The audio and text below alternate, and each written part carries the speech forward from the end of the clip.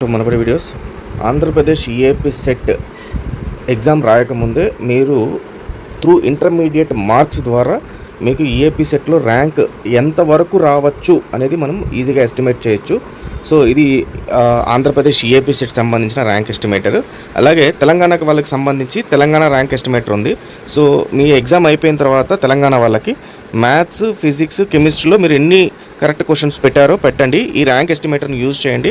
Use చేస్తే మీ rank ఎంత వస్తుంది ఈఏపీ సెట్లో తెలంగాణ వాళ్ళకి తెలుస్తుంది. ఆంధ్రప్రదేశ్ వాళ్ళకి ఎగ్జామ్ స్టార్ట్ కాలేదు కాబట్టి మీకు వచ్చిన ఇంటర్మీడియట్ మార్క్స్ వేస్తే ఎంత మార్కులు వస్తాయి అనేది తెలుస్తుంది. సో అది ఎలా తెలుస్తుంది అనే ప్రాసెస్ మాకు ఎండ్ చూపిస్తూ చెప్తాను నేను.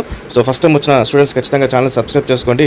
సో కౌన్సిలింగ్ సంబంధించి మీకు ఎక్కడ తెలియని విషయాలన్నీ కూడా నేను మిమ్మల్ని అవేర్ చేయడం జరుగుతుంది. కౌన్సిలింగ్లో మీరు ఎలా పెట్టాలి, ఏ ఆప్షన్స్ ముందు పెట్టాలి, ఏ ఆప్షన్స్ వెనక పెట్టాలి, తక్కువ ర్యాంక్ వచ్చినా సరే, అంటే ఆల్మోస్ట్ ఎక్కువ ర్యాంక్ 25, 30, 40, 50,000 వచ్చిన ర్యాంక్ వచ్చిన టాప్ కాలేజ్ సీట్ రావాలంటే కొన్ని ట్రిక్స్ ఉన్నాయి. ఇవన్నీ కూడా నా ఛానల్ ద్వారా వస్తుంటే ఛానల్ ఫాలో అవ్వండి. ఇంపార్టెంట్ డాక్యుమెంట్స్ ఏది చేసి కొన్ని, అలాగే ఏ వీడియో చేసినా కూడా ఇవన్నీ కూడా నేను టెలిగ్రామ్లో పెడుతుంటాను.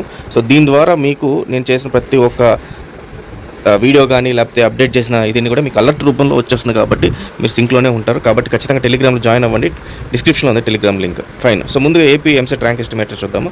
So AP EAMCET rank estimator ఎందుకు ఇంటర్మీడియట్ మార్క్స్ అంటే ఏపీ వాళ్ళకి మాత్రము ఇంటర్మీడియట్ మార్క్స్ వెయిటేజ్ అనేది తీసుకోవడం జరిగింది. ఎంత తీసుకుంటారంటే 25% ఆఫ్ వెయిటేజ్ తీసుకుంటారు. అంటే 75% ఆఫ్ వెయిటేజ్ వచ్చి ఎంసెట్కు వచ్చిన మార్కులు తీసుకుంటారు. సో 25% మీ ఇంటర్మీడియట్ మార్క్స్ ఏవైతే ఉన్నాయో అవి ఇక్కడ యాడ్ చేయాల్సి వస్తుంది. మరి బైపీసీ వాళ్ళకి, ఎంపీసీ వాళ్ళకి సపరేట్ అంటే ఇద్దరు కూడా ఇక్కడ యాడ్ చేసుకోవచ్చు. ఇద్దరికి 25% ఆఫ్ వెయిటేజ్ అయితే ఉంటుందన్నమాట. So intermediate first year marks ఏవైతే ఉన్నాయో దాంట్లో maths, physics, chemistry, botany, zoology, physics and chemistry ఈ మూడింటిని యాడ్ చేసి ఆ 3 మార్కులే వేయాలి.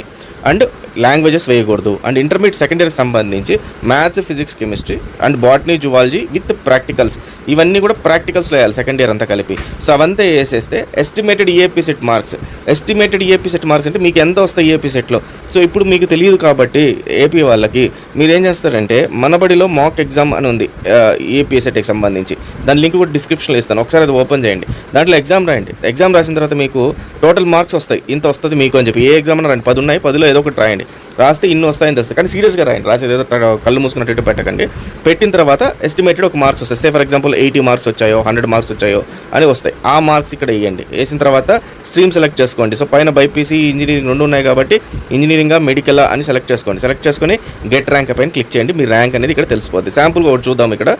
సో నేను ఫస్ట్ ఇయర్ మార్క్స్ 220 వేసాను. సెకండ్ ఇయర్ మార్క్స్ 290 వేసాను. 290 marks including practicals of only subjects వరకే, లాంగ్వేజెస్ అయితే లేదు. And coming to AP set marks estimated 80 marks వేసాను.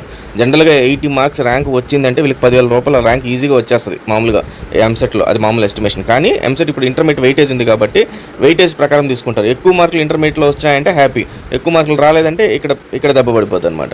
సో ఇక్కడ 80 మార్క్స్ తీసుకున్నాను. సో ఇంజనీరింగ్ తీసుకున్నాను. గెట్ ర్యాంక్ అని క్లిక్ చేస్తే నాకు టోటల్గా పర్సెంటేజ్ ఎంత వచ్చింది? 58.75% వచ్చింది. ఇది పర్సెంటేజ్ ఎంత క్యాలిక్యులేట్ చేస్తారు? 100 క్యాలిక్యులేట్ చేస్తారు. అంటే మీకు 120 మార్కులు 100కి కుదించేసేసి దీంట్లో నుంచి మీకు 75% తీసుకొని, అలాగే మీకు ఉన్న ఇంటర్మీడియట్ మార్క్స్ ఏవైతే ఉన్నాయో intermediate first year only subjects, intermediate second ఇయర్వి సబ్జెక్ట్స్ తీసేసుకొని దాన్ని 100%కి కుదించేసి దాంట్లో నుంచి 25% తీసుకొని ఈ 25% ప్లస్ 75% యాడ్ చేసిన దాంట్లో మీకు ఎన్ని మార్కులు వస్తాయని చెప్పి ఈ పర్సెంటేజ్ అనేది క్యాలిక్యులేట్ చేయడం జరుగుతుంది.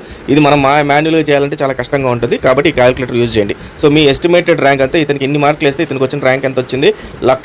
13,930 వచ్చింది. 13,931 ఈ రెండింటి మధ్యలో ర్యాంక్ వస్తుంది. సో ఇప్పుడు ఈ 2 ర్యాంక్ వచ్చిన తర్వాత మీకు ఏ కాలేజీలో సీట్ వచ్చింది కూడా తెలిసిపోద్ది అనమాట. సో దానికి ఏం చేయాలంటే ఇక్కడ దీని కిందే ఏపీ సెట్ మాక్ కౌన్సిలింగ్ 2025 అని ఉంటుంది. సో దీనిపైన క్లిక్ చేయండి. క్లిక్ చేస్తే మీకు ఏపీ సెట్లో మాక్ కౌన్సిలింగ్ సంబంధించి పేజ్ వచ్చేస్తుంది అనమాట. ఈ పేజ్లో మీకు వచ్చేసిన తర్వాత ర్యాంక్ ఇక్కడ పెట్టుకోండి. ఇందాక మనం ఒక ర్యాంక్ అనుకున్నాం కదా, ఏ ర్యాంక్ 13,280 అనేది ర్యాంక్ అనుకుందాం.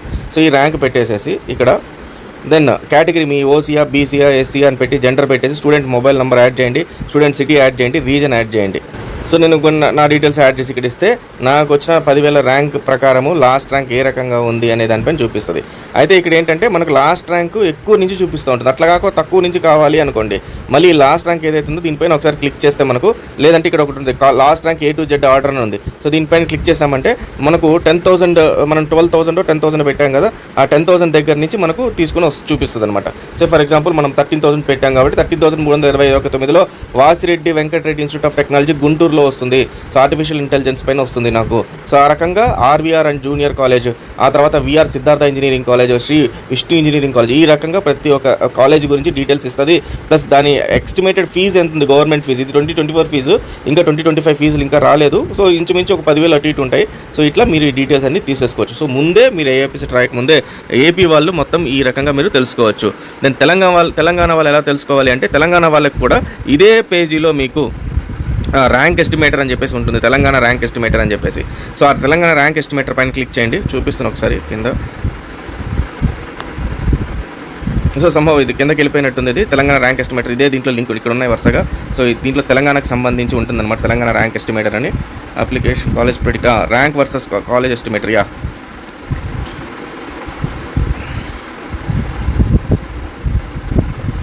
So Telangana rank versus college marks versus counselling అని ఇక్కడ ప్రెడిక్టర్ అని ఉంటుంది. ఇక్కడ నాకు కనబడట్లేదు, ఒకసారి దాన్ని చెక్ చేసుకోండి.